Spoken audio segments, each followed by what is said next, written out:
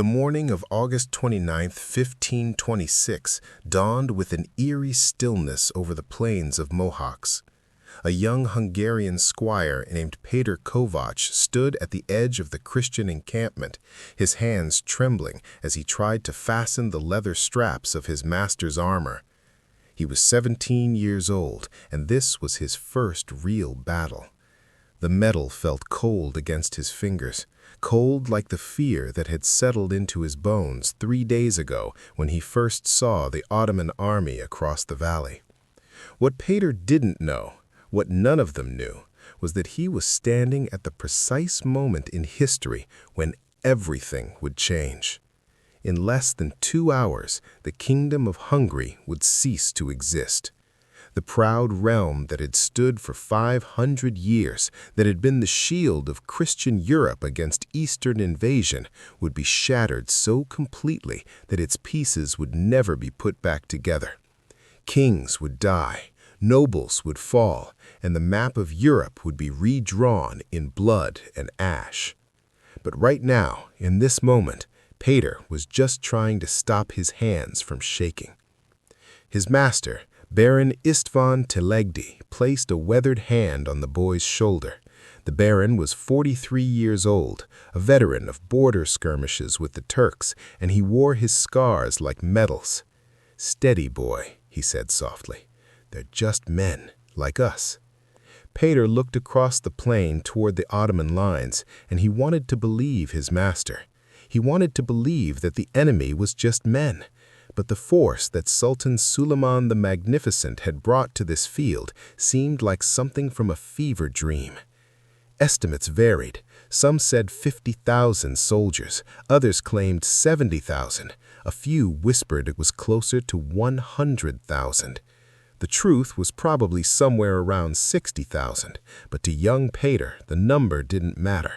What mattered was the horizon itself seemed to have turned into an army. Tents stretched as far as the eye could see, a city of silk and canvas that had sprouted overnight like some terrible mushroom after rain. The morning sun glinted off thousands upon thousands of spear points, creating a forest of steel that shimmered in the heat. And behind it all, barely visible through the morning haze, were the cannons. The legendary Ottoman artillery that had broken the walls of Constantinople itself 73 years ago. They sat there like sleeping dragons, waiting to awaken and breathe fire. The Hungarian force was smaller, much smaller. King Louis II had managed to gather perhaps 25,000 men, though even that number was generous.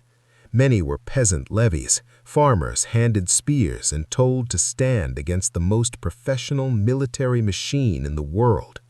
The heavy cavalry, the pride of Hungary, numbered around 4,000 knights. These were the cream of Magyar nobility, men who had trained their entire lives for war, whose families had defended these lands for generations. They wore the finest plate armor that European smiths could forge, and they rode destriers that cost more than most villages. But there weren't enough of them, not nearly enough. King Louis II himself was only 20 years old. He had inherited the throne at 10, and he had spent the past decade watching his kingdom slowly crumble from within. The great noble families had spent more time fighting each other than preparing for the Ottoman threat. The treasury was empty. The fortresses along the southern border were undermanned and crumbling. And when Louis had sent out the call for the nobility to gather for this battle, many had simply not come. They stayed in their castles, hoarding their strength, waiting to see which way the wind would blow. The king knew he was doomed. His advisors had told him to wait, to fall back to Buda and gather more forces, to let the Ottomans overextend their supply lines. But Louis couldn't wait. He was young, and he was proud, and he believed that God would not let Christian Europe fall to the infidel. More than that, he believed that he didn't fight now. If he retreated, the nobility would lose what little faith in him remained. He would be seen as a coward, and coward kings didn't keep their crowns for long. So here they stood, on this field, with the Danube River at their backs and the largest army in the world to their front. Péter finished buckling his master's armor and stepped back. Baron Telegdi nodded his approval and mounted his war-horse, a massive gray beast that snorted and stomped, sensing the tension in the air. Around them, the Hungarian army was stirring to life. Priests moved through the ranks, giving blessings and last rites. Men checked their weapons one final time. Some prayed. Others simply stared toward the enemy lines with the blank expression of those who have already accepted their death. The sun climbed higher, and the heat of late August began to press down on the field. Men sweated inside their armor. Horses flicked their tails at flies. The world seemed to be holding its breath. At the Ottoman camp, Sultan Suleiman the Magnificent sat in his command tent, surrounded by his generals. At 32 years old, Suleiman was at the height of his power. He had already conquered Belgrade, expelled the Knights Hospitaller from Rhodes, and now he had come to break Hungary once and for all. He was a man of striking appearance, with a long nose, thin lips, and eyes that seemed to see through whatever they looked at. He wore a massive turban adorned with jewels and feathers, and his robes were silk from Persia, embroidered with gold thread that caught the light. But for all his magnificence, Suleiman was first and foremost a soldier. He had been trained in warfare since childhood, and he understood something that the young Hungarian king did not. Battles weren't won by courage alone. They were won by superior numbers, better tactics, and overwhelming firepower. His Grand Vizier, Ibrahim Pasha, knelt beside him, pointing at a map spread across a low table. "They have positioned themselves poorly, my Sultan," Ibrahim said in Turkish. "The river is at..." The morning of August 29, 1526, dawned with an eerie stillness over the plains of Mohács. A young Hungarian squire named Péter Kovács stood at the edge of the Christian encampment, his hands trembling as he tried to fasten the leather straps of his master's armor. He was 17 years old, and this was his first real battle.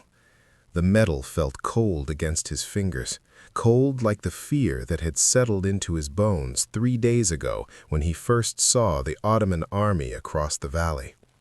What Péter didn't know, what none of them knew, was that he was standing at the precise moment in history when everything would change. In less than 2 hours, the Kingdom of Hungary would cease to exist. The proud realm that had stood for 500 years, that had been the shield of Christian Europe against Eastern invasion, would be shattered so completely that its pieces would never be put back together. Kings would die, nobles would fall, and the map of Europe would be redrawn in blood and ash. But right now, in this moment, Péter was just trying to stop his hands from shaking. His master, Baron István Telegdi, placed a weathered hand on the boy's shoulder. The Baron was 43 years old, a veteran of border skirmishes with the Turks, and he wore his scars like medals. "Steady, boy," he said softly. "They're just men, like us." Péter looked across the plain toward the Ottoman lines, and he wanted to believe his master. He wanted to believe that the enemy was just men. But the force that Sultan Suleiman the Magnificent had brought to this field seemed like something from a fever dream. Estimates varied. Some said 50,000 soldiers, others claimed 70,000. A few whispered it was closer to 100,000. The truth was probably somewhere around 60,000, but to young Péter, the number didn't matter. What mattered was the horizon itself seemed to have turned into an army. Tents stretched as far as the eye could see, a city of silk and canvas that had sprouted overnight like some terrible mushroom after rain. The morning sun glinted off thousands upon thousands of spear points, creating a forest of steel that shimmered in the heat.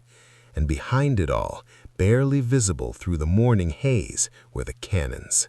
the legendary Ottoman artillery that had broken the walls of Constantinople itself 73 years ago. They sat there like sleeping dragons, waiting to awaken and breathe fire. The Hungarian force was smaller, much smaller. King Louis II had managed to gather perhaps 25,000 men, though even that number was generous. Many were peasant levies, farmers handed spears and told to stand against the most professional military machine in the world. The heavy cavalry, the pride of Hungary, numbered around 4,000 knights. These were the cream of Magyar nobility, men who had trained their entire lives for war, whose families had defended these lands for generations. They wore the finest plate armor that European smiths could forge, and they rode destriers that cost more than most villages. But there weren't enough of them, not nearly enough. King Louis II himself was only 20 years old.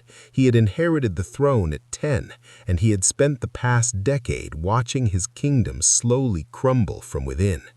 The great noble families had spent more time fighting each other than preparing for the Ottoman threat. The treasury was empty, the fortresses along the southern border were undermanned and crumbling, and when Louis had sent out the call for the nobility to gather for this battle, many had simply not come. They stayed in their castles, hoarding their strength, waiting to see which way the wind would blow. The king knew he was doomed. His advisors had told him to wait, to fall back to Buda and gather more forces, to let the Ottomans overextend their supply lines. But Louis couldn't wait.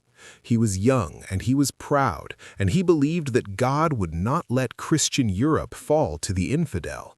More than that, he believed that if he didn't fight now, if he retreated, the nobility would lose what little faith in him remained. He would be seen as a coward. And coward kings didn't keep their crowns for long. So here they stood, on this field, with the Danube River at their backs and the largest army in the world to their front. Péter finished buckling his master's armor and stepped back. Baron Telegdi nodded his approval and mounted his warhorse, a massive gray beast that snorted and stamped, sensing the tension in the air. Around them, the Hungarian army was stirring to life. Priests moved through the ranks, giving blessings and last rites. Men checked their weapons one final time. Some prayed. Others simply stared toward the enemy lines with the blank expression of those who have already accepted their death. The sun climbed higher, and the heat of late August began to press down on the field. Men sweated inside their armor. Horses flicked their tails at flies. The world seemed to be holding its breath. At the Ottoman camp, Sultan Suleiman the Magnificent sat in his command tent, surrounded by his generals. At 32 years old, Suleiman was at the height of his power. He had already conquered Belgrade, expelled the Knights Hospitaller from Rhodes, and now he had come to break Hungary once and for all. He was a man of striking appearance, with a long nose, thin lips, and eyes that seemed to see through whatever they looked at. He wore a massive turban adorned with jewels and feathers, and his robes were silk from Persia, embroidered with gold thread that caught the light. But for all his magnificence, Suleiman was first and foremost a soldier. He had been trained in warfare since childhood, and he understood something that the young Hungarian king did not. Battles were not won by courage alone. They were won by superior numbers, better tactics, and overwhelming firepower. His Grand Vizier, Ibrahim Pasha, knelt beside him, pointing at a map spread across a low table. "They have positioned themselves poorly, my Sultan," Ibrahim said in Turkish. "The river is at their back. If they break, they have nowhere to retreat." Suleiman nodded slowly. "And our artillery?" "In position. We have over 300 guns, including the great bombards. When we open fire, their lines will shatter like pottery." The Sultan's eyes drifted to the tent opening, where he could see a sliver of the Hungarian army in the distance. "They are brave to face us," he said quietly. "I will give them that. But bravery is not enough." He stood, and immediately every man in the tent rose with him. Suleiman walked to the tent entrance and looked out at his army. It was a thing of terrible beauty, disciplined, organized, and utterly merciless. At its core were the Janissaries, the elite slave soldiers who had been taken as boys from Christian families, converted to Islam, and trained to be the finest infantry in the world.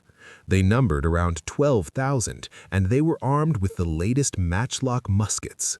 Around them were contingents of Sipahi cavalry, swift horsemen with composite bows who could rain arrows while riding at full gallop. There were also 20,000 irregular troops, Akinji raiders whose job was to harry and terrify the enemy. And then there were the cannons. The Ottomans had learned from the fall of Constantinople that artillery could break anything, and they had refined the art of gunpowder warfare into a science. Their bronze bombards could hurl stone balls weighing over half a ton.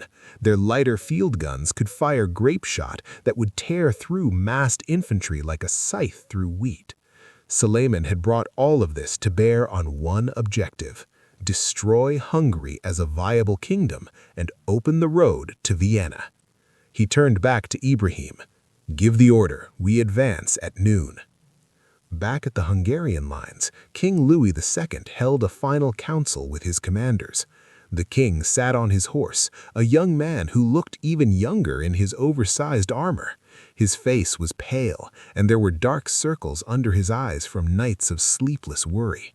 Beside him was his uncle by marriage, Archbishop Paul Tamori, who commanded a portion of the Hungarian forces.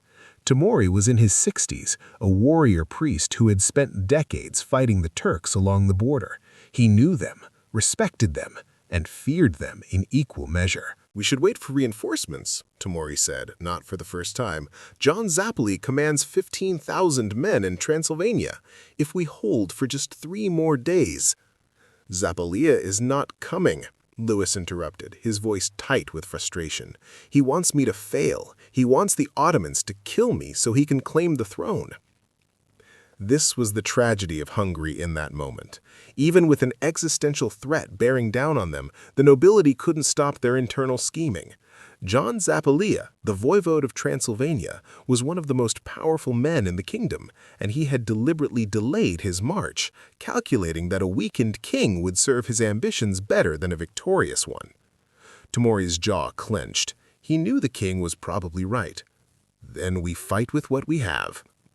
Another commander, Count George Zeppelai, leaned forward in his saddle. "Our cavalry is the finest in Europe. If we can break their center with a decisive charge, their army will lose cohesion. Janissaries are deadly when stationary, but in close melee, our knights are superior." It was standard Hungarian military doctrine, refined over centuries of warfare. The Magyar heavy cavalry had won countless victories through the shock of the charge, armored knights crashing into enemy lines at full gallop, lances lowering, horses screaming, the sheer momentum of steel and flesh smashing through formations. But Tamori shook his head slowly.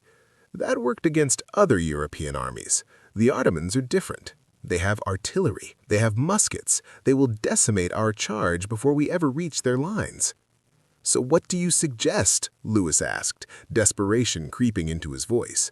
"We sit here and let them slaughter us without fighting back?" "I suggest we survive to fight another day, my king." But it was too late for that. Louis had already committed to battle, and honor and pride would not let him retreat now.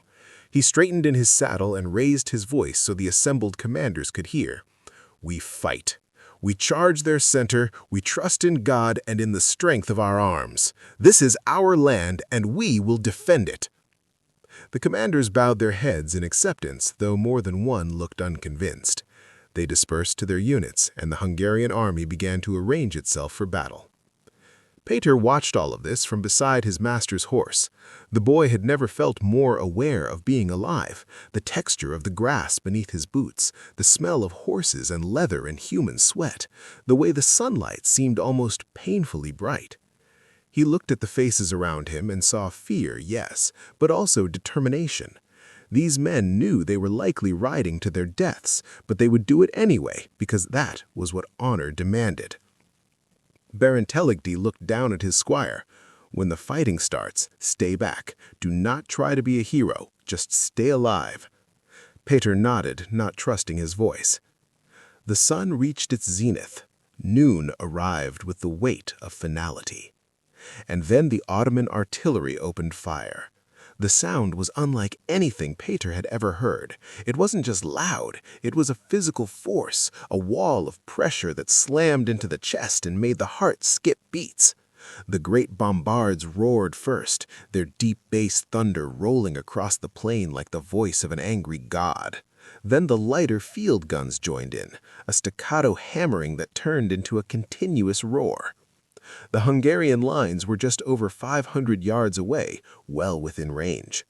The first stone ball hit the ground 50 yards in front of the Hungarian center and bounced, spinning through the air with horrific velocity. It struck a group of pikemen and simply erased them, turning men into red mist and scattered armor. The ball kept going, bouncing again, smashing through a cavalry squadron before finally rolling to a stop. Then another ball hit, and another, and another. Within minutes, the Ottoman guns were firing in a coordinated barrage, each battery aiming at different sections of the Hungarian line. The effect was devastating. Men and horses died in horrific ways, crushed, torn apart, disintegrated. Gaps began to appear in the formations as soldiers instinctively flinched away from the killing zones. Officers shouted, trying to keep the lines together, but their voices were swallowed by the roar of the cannons. King Louis, watching from the command position, felt his stomach turn. He had seen warfare before, but nothing like this. This wasn't battle, it was butchery, and his men hadn't even engaged the enemy yet. "We have to charge!" he shouted to his commanders. "Now, before they break our army apart!" Tamori wanted to argue, but one look at the king's face told him it was useless. The order was given. Trumpets sounded along the Hungarian line, a clear, bright sound that somehow cut through the artillery thunder. The heavy cavalry, 4,000 strong, began to move forward.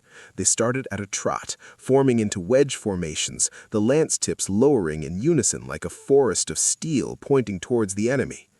Péter watched them go, his heart hammering. His master was riding in the front rank, his gray horse stepping proudly despite the carnage around it. The Baron never looked back. The cavalry increased to a canter, then a gallop. The ground shook with the thunder of 16,000 hooves. It was magnificent and terrible. A wall of armored death racing across the plain. The morning sun flashed off polished armor and lance points. Battle cries rose up, a roar of defiance that briefly overcame even the cannons. For a moment, Péter felt hope. How could anything stand against such a charge?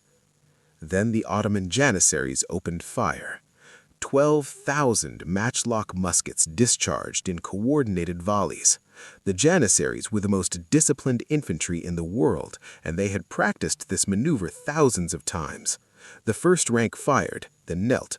The second rank fired over their heads, then knelt. The third rank fired, and by the time they knelt, the first rank had reloaded. The effect was a continuous wall of lead smashing into the charging cavalry. Knights and horses went down by the dozens. A man hit by a musket ball in plate armor didn't just fall, he was knocked from his saddle with the force of a hammer blow. Horses screamed and tumbled, creating obstacles that tripped up those behind them. The perfect wedge formations began to break apart as riders tried to avoid the fallen. But still they came. Hungarian cavalry had been bred for this. They closed the distance through sheer momentum and courage, and some of them, maybe 1,000, actually reached the Ottoman lines. And then they hit the second surprise. Behind the janissaries, the Ottomans had deployed chained cannons, field guns linked together with chains lying flat on the ground.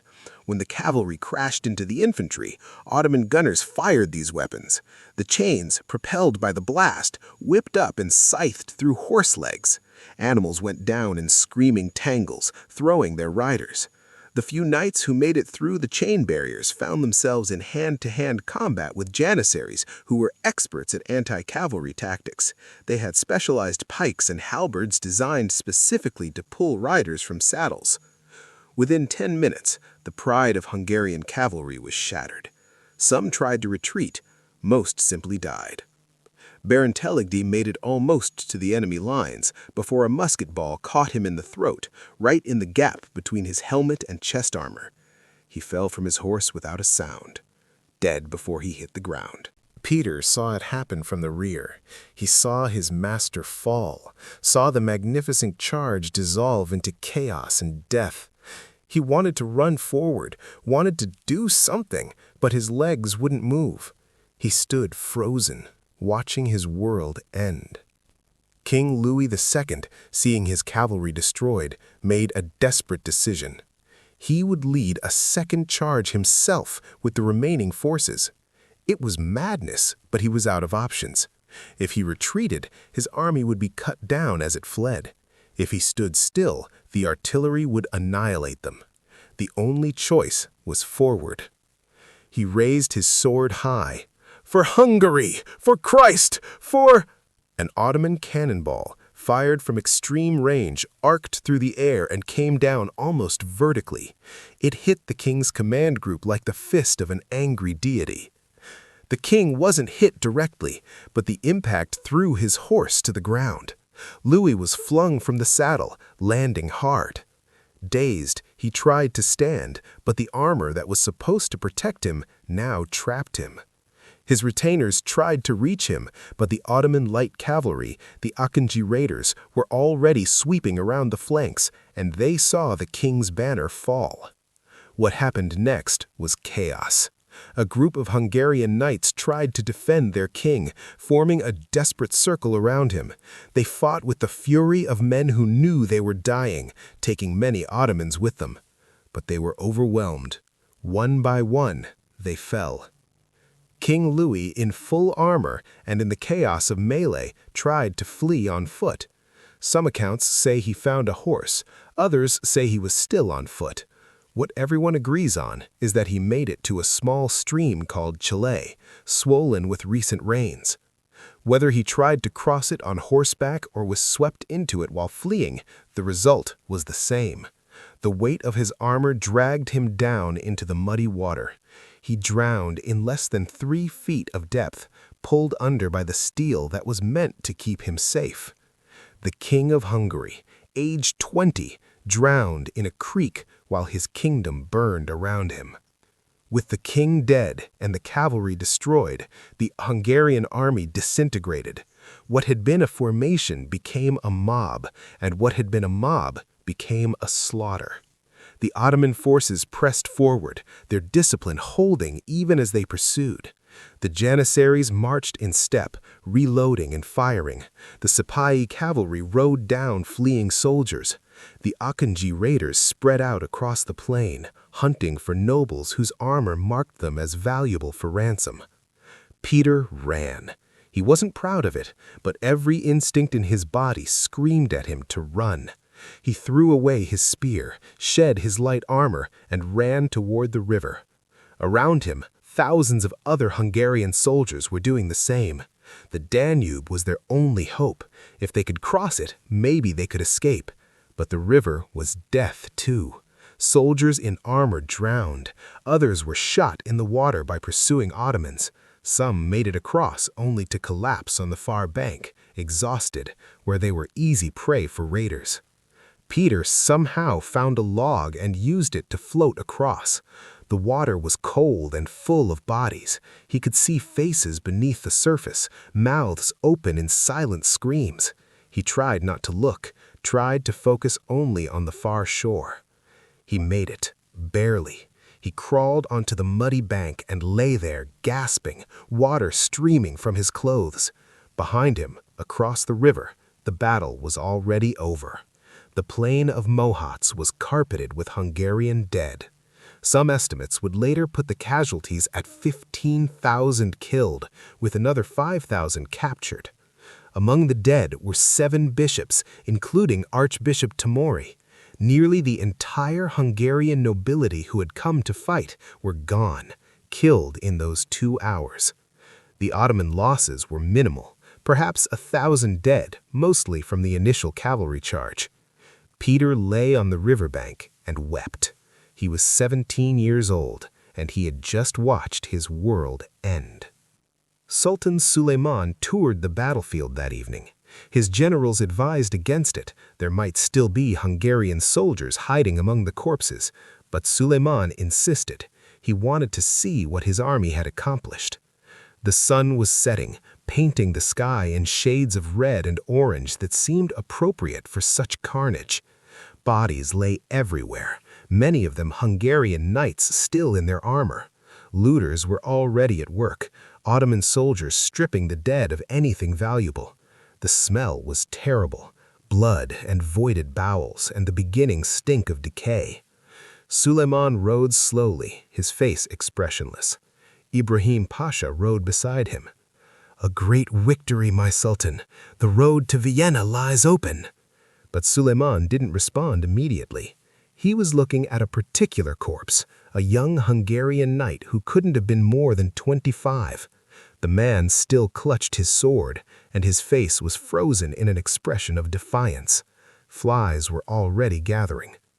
"They fought bravely," Suleiman said quietly. "Even knowing they would lose, they fought." Ibrahim glanced at his master, surprised by the tone. The Sultan was not usually given to sentiment. "Such waste," he continued.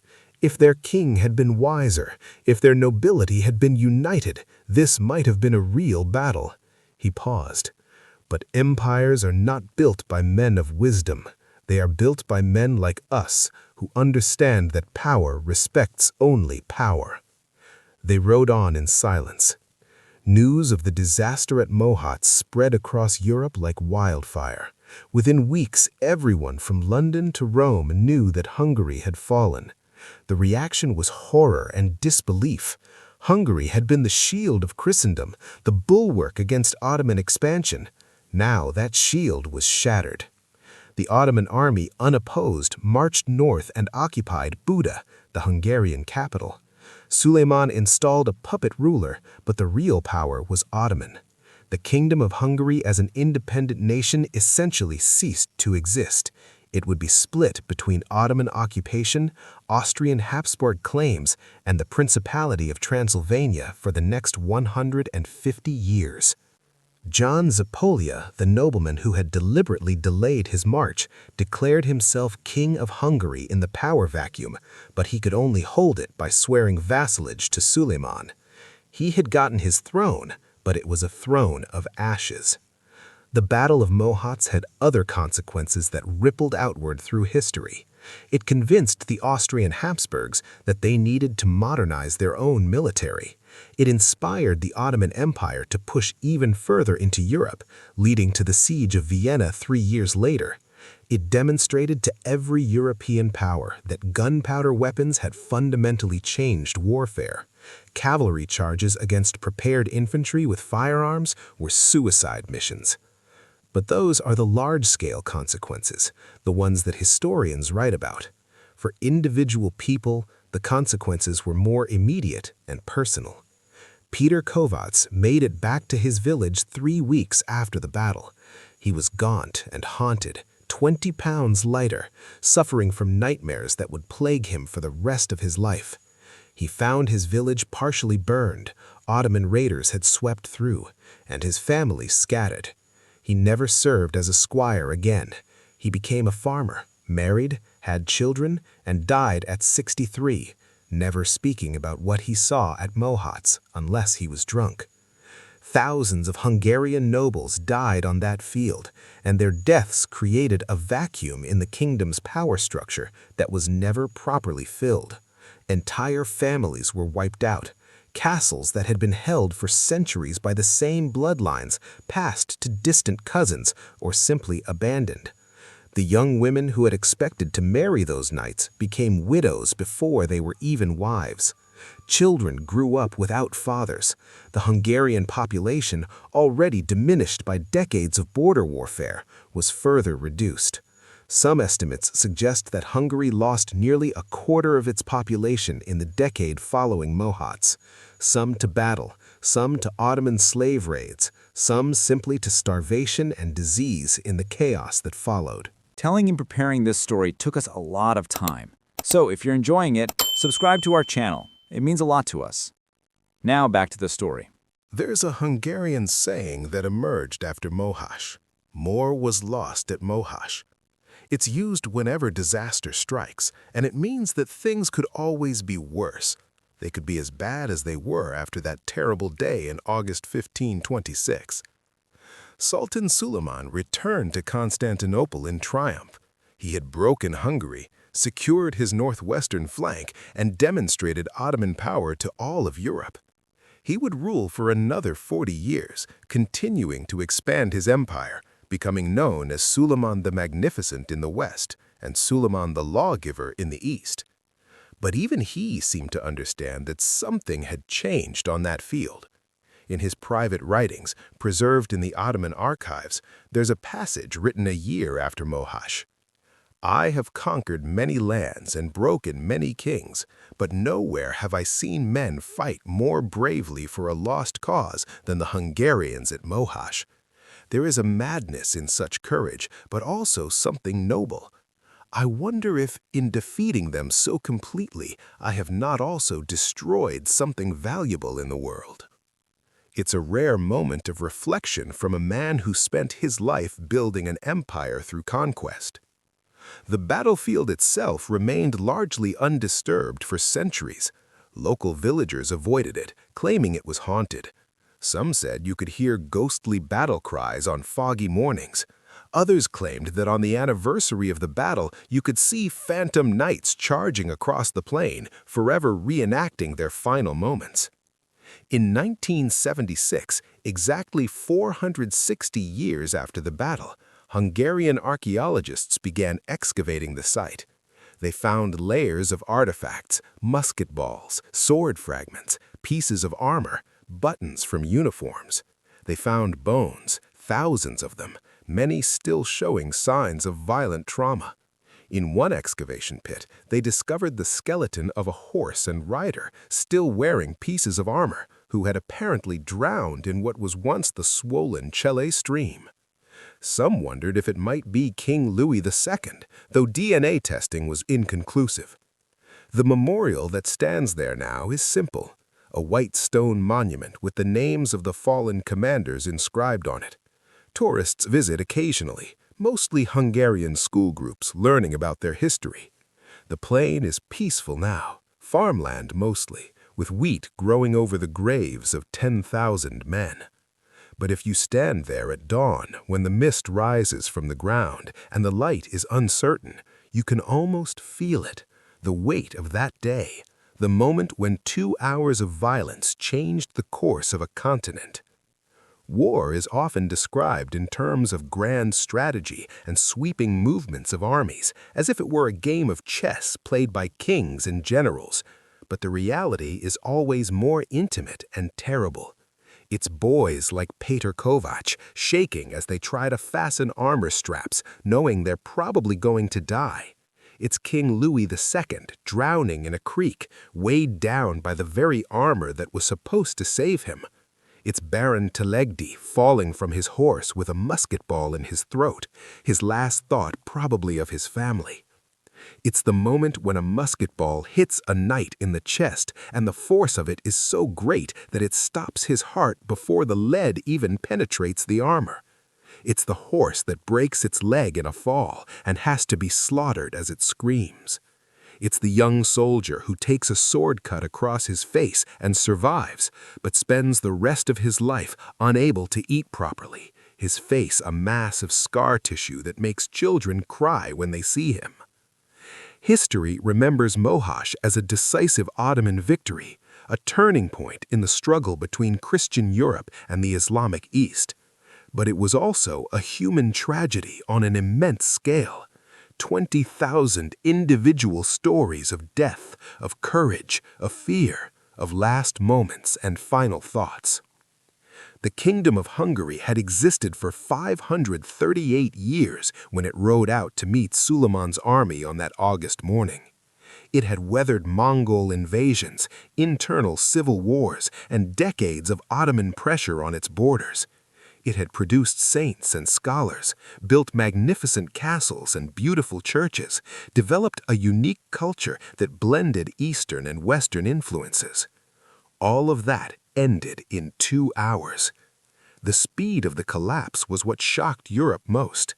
How could an entire kingdom, a major European power, simply cease to exist in the time it takes to eat a meal? The answer was complex. Military, political, social, and economic factors had been weakening Hungary for decades.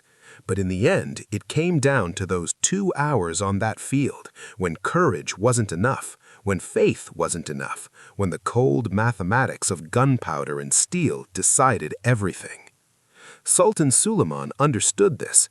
In a letter to the French king, written shortly after Mohács, he included a line that has been quoted by historians ever since.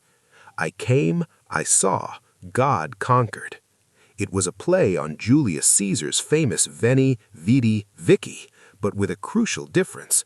Suleiman attributed the victory to divine will, not his own prowess. Whether this was genuine religious humility or clever propaganda is debatable, but it demonstrated that even the conqueror understood the magnitude of what had happened. Europe's response to Mohács was multifaceted. The Pope called for a new crusade, but the great powers were more interested in fighting each other than uniting against the Ottomans.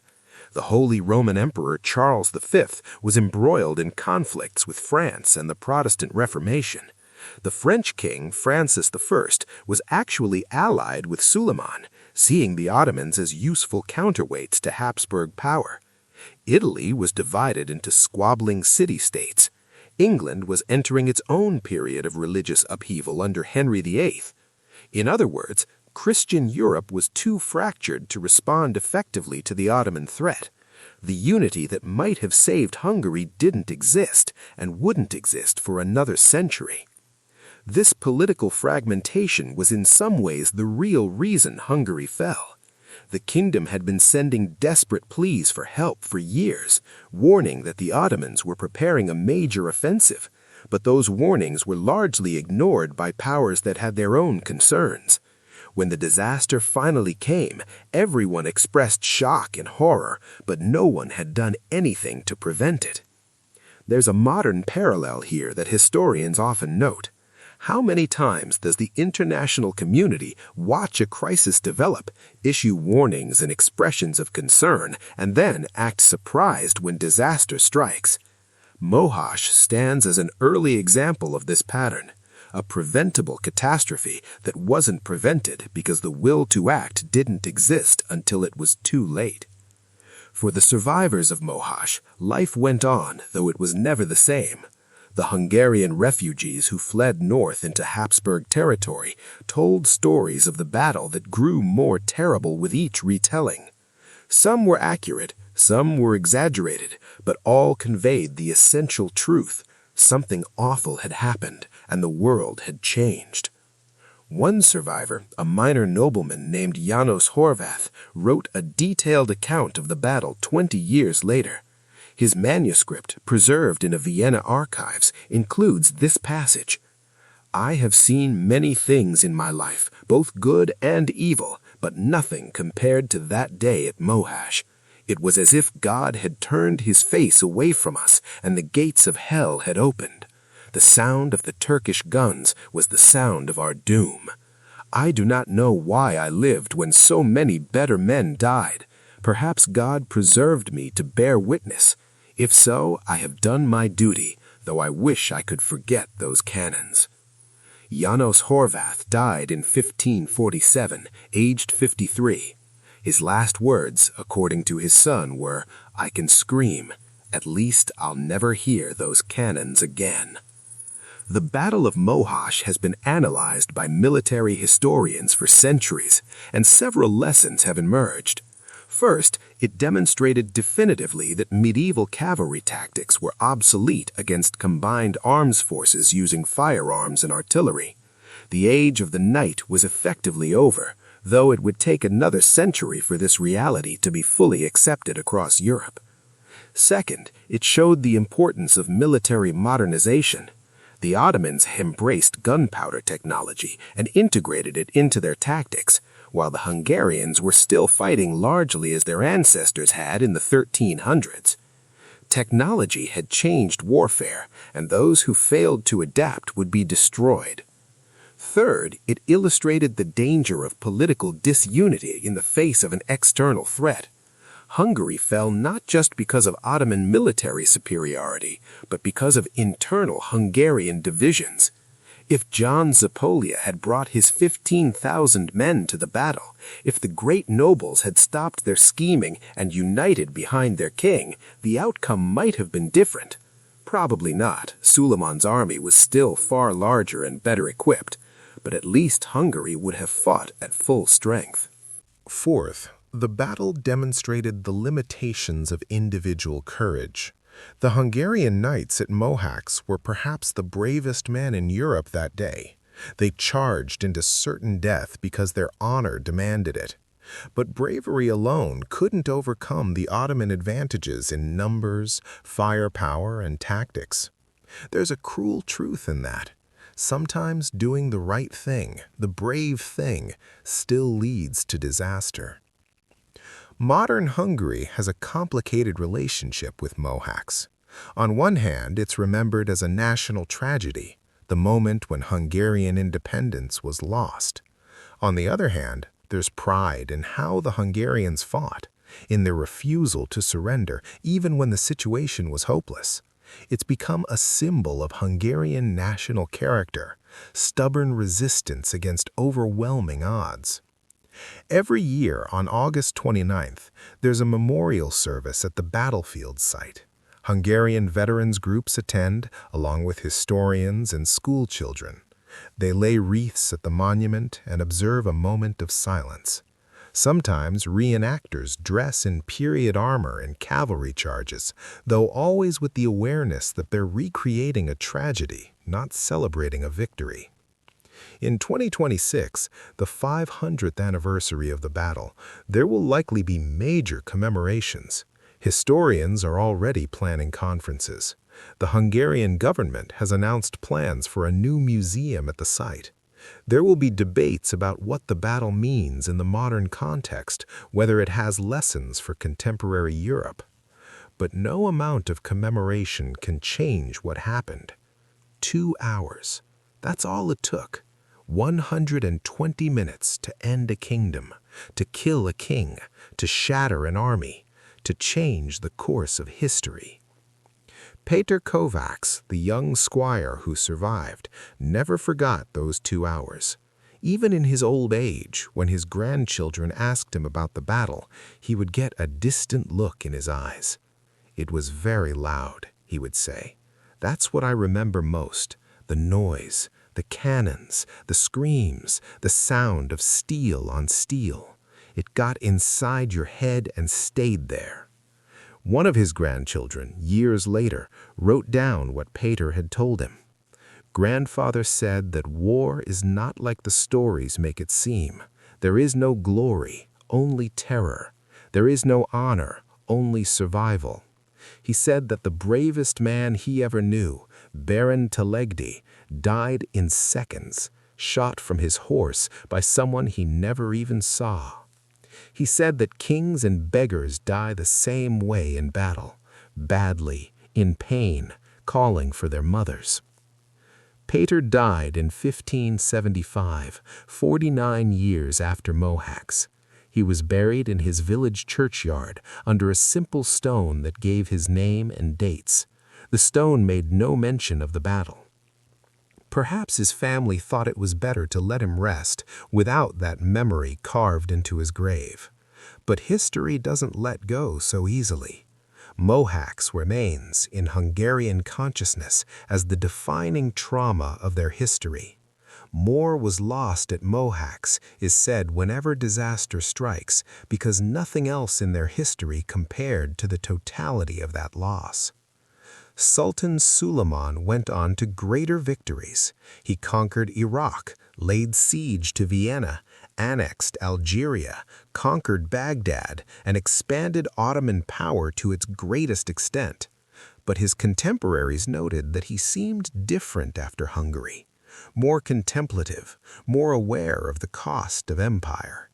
He never personally led troops into battle after the siege of Vienna in 1529, preferring to direct campaigns from Constantinople. When Suleiman died in 1666 at age 71 during a campaign in Hungary, some saw it as fitting that he should die in the land of his greatest victory. His body was returned to Constantinople for burial, but his heart and internal organs were buried at the site of his death in a fortress in southern Hungary. For the next 150 years, Hungary remained divided and fought over. The Ottomans held the central and southern regions. The Habsburgs controlled the north and west. Transylvania maintained a precarious independence as an Ottoman vassal state. The Hungarian people endured centuries of warfare, occupation, and suffering that can all be traced back to those 2 hours at Mohács. It wasn't until 1699, with the Treaty of Karlowitz, that the Ottomans finally withdrew from Hungary. By then, the kingdom that Louis II had ruled was a distant memory. The Hungary that emerged from Ottoman occupation was transformed, its population changed by migration and intermarriage, its culture influenced by both Western and Eastern traditions, its politics shaped by Habsburg domination. Some historians argue that Mohács was the moment when Central Europe's fate was decided for the next 4 centuries. The power vacuum created by Hungary's collapse allowed the Habsburgs to expand their influence, eventually creating the Austro-Hungarian Empire. That empire, in turn, played a crucial role in World War I, whose outbreak in 1914 can be traced to tensions in the Balkans, tensions that had their roots in the Ottoman expansion that began with Mohács. It's perhaps going too far to draw a straight line from Mohács to Sarajevo in 1914, but the connections are there.